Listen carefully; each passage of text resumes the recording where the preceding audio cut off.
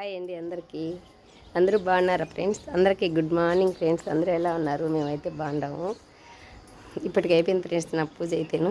పొద్దున్నే అయితే 4:30కు లేచిన ఫ్రెండ్స్. 4:30కు లేచి ఇదంతా కసువు వేసుకొని వాటిలో నీళ్ళు చల్లుకొని ముగ్గేసుకొని అన్ని పనులు చేసుకునే లోపల చాలా అంటే చాలా టైం పట్టింది. అన్నీ చేసుకొని దీపాలు పెట్టుకున్నాంలే. ఒక అడుగు ఆలస్యమైనా కూడా ఎందుకు తొందరపాటు అని చెప్పేసి అన్నీ చేసుకొని నిదానంగానే చేసుకుని పొద్దున్నే ఎప్పుడులాగానే చూపిస్తానండి.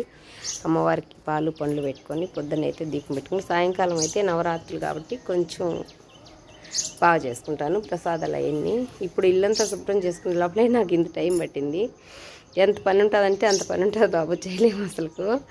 ఎక్కువగా ఫ్రెండ్స్ తరపు అంతా కసు చూసుకొని తులసమ్మ కాడు కూడా దీపం పెట్టేసుకున్నాను. వాకిట్లో అంతా అలుకొని ముగ్గులు వేసుకొని తులసమ్మ కాడు కూడా చూడండి ఎంత బాగా రోజు దీపం పెట్టి ముగ్గేస్తారు సార్. రోజు వాకిట్లో నీళ్ళు చల్లి ముగ్గేసుకొని ఇల్లంతా తుడుచుకొని పిల్లలైతే ఇంకా వాళ్ళని ఎందుకు లేపాలని నా పని అయితే నేను చేసుకున్నాను. అంతా నీట్గా చేసుకొని దేవుడి రూమ్ లేకపోతేనే బాగుంటుంది ఫ్రెండ్స్. వంట రూమ్ కానీ ఏదైనా మొత్తం బోకులన్నీ దుంకొని బండలు కానీ అన్నీ నేను శుభ్రంగా చేసుకున్న తర్వాతే దేవుడు లేకపోతాను. అంతా ఏడాడ పెట్టుకొని పోవాలంటే నాకు అస్సలు బుద్ధి పుట్టదు. అమ్మని ఒకసారి చూపిస్తాను మీకు. పూజ అయితే అయిపోయింది. ఇంకా ఇప్పుడైతే పాలు తీయాలి ఫ్రెండ్స్. పోయి పిల్లలు నిద్రపోతున్నారు కాబట్టి కొన్ని నాకు అవసరం ఉన్న కాడే లైట్లు వేసుకొని పని చేసుకున్నాను అనమాట. చూడండి ఫ్రెండ్స్, మాల ఒక్కటి తీను నేను. ఎందుకంటే ఎప్పుడు మాల అమ్మకు ఉండాలి అనేది నాకు ఈ 9 రోజులు కోరిక. రాత్రులే వేస్తాను రోజు మాల అమ్మకి. పొద్దున్న అయితే పైన పూలు తీసేసి పూలు పెడతాను. కింద కూడా అన్ని దేవుళ్ళకు పూలు అయితే పొద్దున్నే తీసేసి మార్చి వేరే పూలు పెట్టుకొని దీపం పెట్టుకుంటాను ఫ్రెండ్స్. మళ్ళీ ఆమె పూలు అలాగే పెట్టి దీపం పెట్టింది అనుకోవద్దు. అన్ని దేవుళ్ళకు కూడా పూలు అయితే పొద్దున్నే మళ్ళీ అన్ని దేవుళ్ళకు పూలు మార్చేస్తాను. వాడిపోతాయి కదా రాత్రి పెట్టిన పూలు.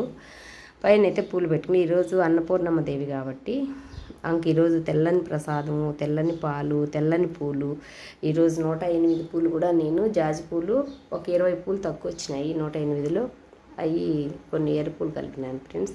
ఫస్ట్ అయితే అమ్మకు జాజి పూలు ఇచ్చినాను. పొద్దున్న అయితే 108 మంత్రాలతో 108 పూలు ఇస్తాను. ఏ దేవుడికైతే ఆ మంత్రాలతో.